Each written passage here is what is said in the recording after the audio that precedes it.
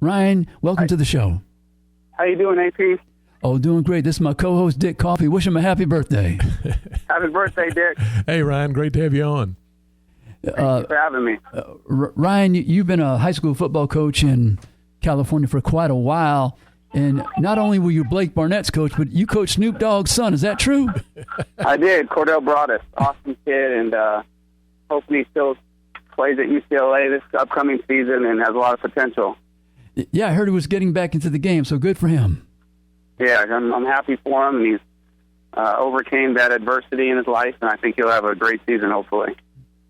Ryan, I wanted to ask you about Blake Barnett and just give the folks in Alabama here a little glimpse to his personality on the field and off the field. Yeah, Blake is a high-character kid that is a goofball at times, but as far as Alabama fan base, I don't think you have to worry about him at all with any off-the-field issues. He's a hard worker. I think a typical Saturday night for him is getting a milkshake and watching Netflix. So, yeah, he's just a great kid that loves the game of football and handles himself in a very professional manner. I mean, he graduated early and just conducted himself far beyond what his age is. And when I first met him, he was all business. And then he also was I taught video production. So he was also in my class and very interested in video as well. So he just took advantage of opportunities. He knew people around him that knew the game of football. He'd always ask questions and just wanted to gain experiences from different, diverse opinions. And I think that's what's making him such a great quarterback, not only the physical tools, but just the mental tools that he has of just his maturity and just being a great leader and a high-character kid. Ryan, you're the person I have to give credit to. The first time I met him, I said, he's right out of Hollywood casting. He answers every question perfectly. Yeah. I know that. When I first met him, too, I said, you get trained in an interview class? Because, we're having a conversation just joking around, and the reporter comes, and he flips the switch, and it sounded like he's been interviewed for 20 years. So I think that's maturity, and I wouldn't be surprised if he rehearses interviews and just make sure that he handles himself and presents himself as professional as possible, and he understands he's a representation of the Alabama football program and never wants to let Coach Saban down or Coach Kiffin. How was he coached, Ryan? I mean, was the head coach Saban-like in his approach to the game and his personality? Was it a different type of personality than Nick Saban? What would you say? Yeah, our head coach, Blake, was very creative in his offense. We spread it out. He did give Blake a lot of control. I mean, being that he was a five-star quarterback, who wouldn't? So we're able to give Blake a lot of control. I think with Blake stepping in his Alabama role, it's different where he's going to be, a run game first and making sure he doesn't turn the ball over and take a lot of sacks. Where, at our program it was, let Blake do his thing and throw the ball around a lot. And when things weren't open, he would make plays. But he realizes he can't do that in college football, especially as a redshirt freshman. So I would say that's the difference as far as the how much are you going to rein Blake in? And, we kind of let Blake go at it, especially with his talent and his physical ability being a senior in high school. So that's one of the areas he has to moderate that risk-reward tendency that he brought from high school. Yeah, I think that's the biggest thing with any type of really good quarterback leaving high school is you're kind of given the keys to the Ferrari, and then you come into a place like Alabama, and there's a bunch of guys that have Ferraris and understand and probably know how to drive it better than him. So he just you making sure you're not making mistakes. And with Alabama, it's all about getting the win at the end of the game and finding a way. And if that means he only threw the ball 12 times, but they won 41-0, and then Blake, I think, will be happy with that. Ryan, you had some conversations when Blake returned on the break and things. What went on between you and Ryan? You and Blake, what were some of the things that were discussed? Yeah, usually when he comes home, he'll call me and ask me to open up the weight room, and we'll talk about where he's at in spring ball and how he's grasping the offense. I remember last year he was really overwhelmed with the offense, just trying to gather it all in and make sure he's not making mistakes on the field. Now he has a better understanding of the offense, and he just feels a lot more confident in himself. And being there for longer than a year has definitely given him, I would say, a little pep in his step to hopefully compete for the starting job this upcoming season.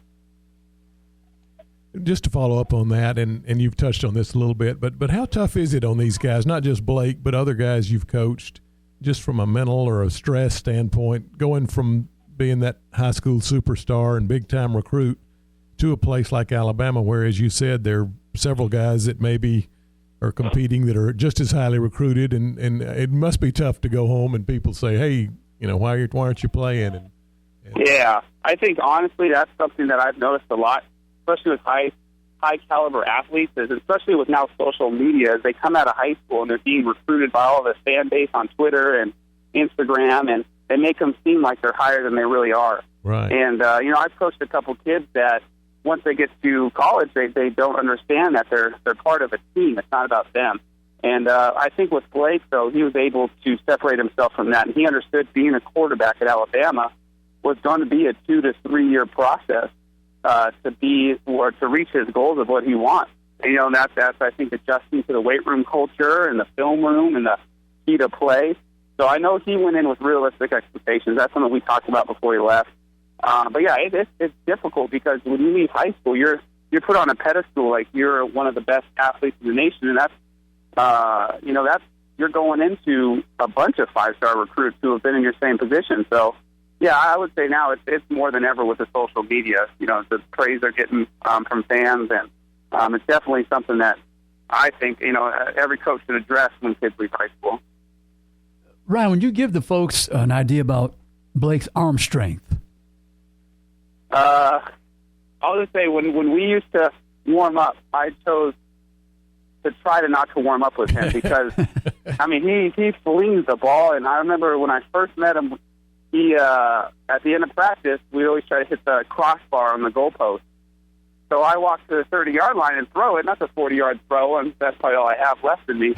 And he's back at the 50-yard line throwing a 60-yard throw, nailing the crossbar. And that's when I was like, holy cow, this kid's special. And that's when you realize some of these kids in high school, like, oh, I want to play at Alabama or I want to be a Division I athlete. But not only do you have to have the mental discipline and capability, you got to have the physical tools. And Blake has those physical tools. And, he's throwing 60 yards. Just throwing it like it's nothing that's something I've noticed in him. His arm strength is something else. And I know that big thing right now is just him trying to gain weight and get stronger, and it's even scary knowing that his arm's going to get even stronger. Ryan, can you give the people an idea? What's some of the favorite plays that you ran, the throws that were very successful for Blake in his high school career?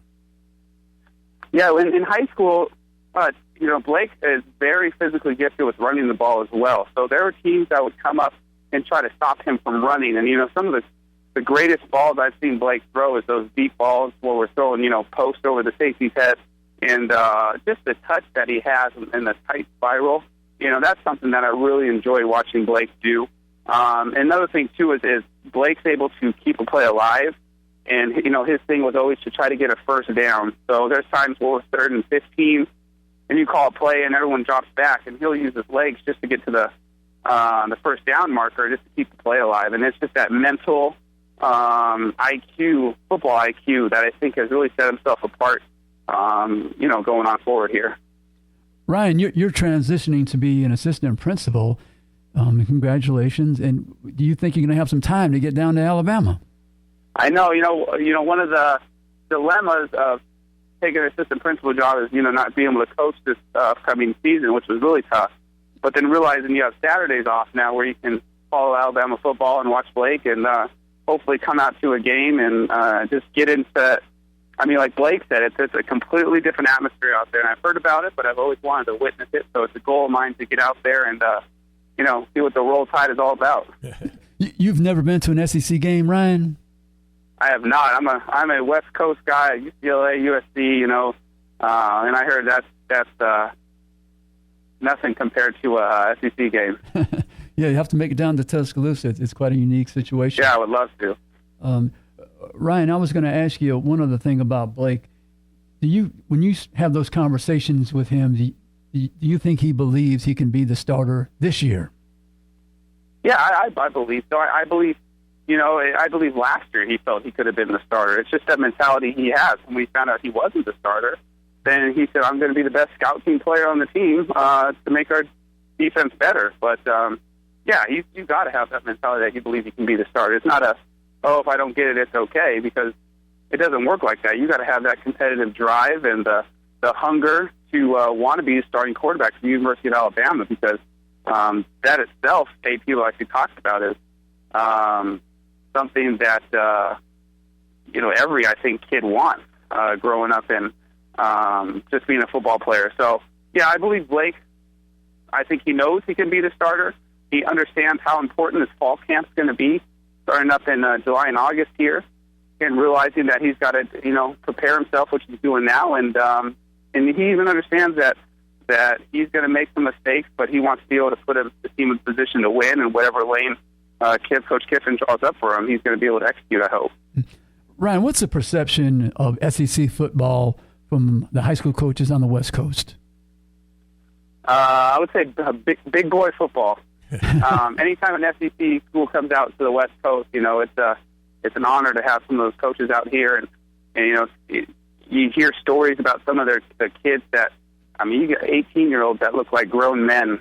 That's just some of those kids they recruit, and it's also a great opportunity to talk X's and O's with the SEC coaches and just see how the game is evolving over time, and how they adjust to just different teams that they play. And it's just an honor to be able to talk to some of those coaches and see the path that they've taken in their life and how they've got to where they're at.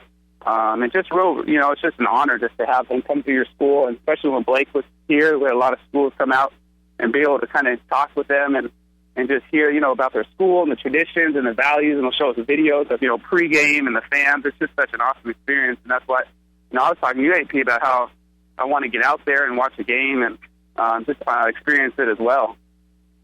Yeah, we visited, I think it was in March when I was out there, and I enjoyed that talk I had with you. So that's a strong pitch. Those SEC coaches, that's the pitch that they come with. The tradition, there's the top level talent. Those are some of the things that they tell the recruits out on the West Coast. Yeah, it's that tradition and the rivalry and the and I know a lot of coaches stay away from this, but the NFL athletes that the SEC produces is unmatched to any other conference. And that's kind of like the cherry on top for some of the high school recruits, even though they understand there is a very low chance of them getting in the NFL.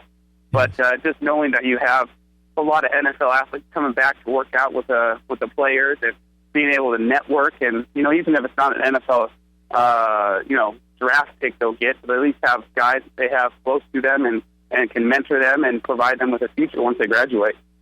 Well, Ryan, it's been a pleasure to have you on, and I hope you get the opportunity to come see us in Tuscaloosa, and look forward. I will, AP.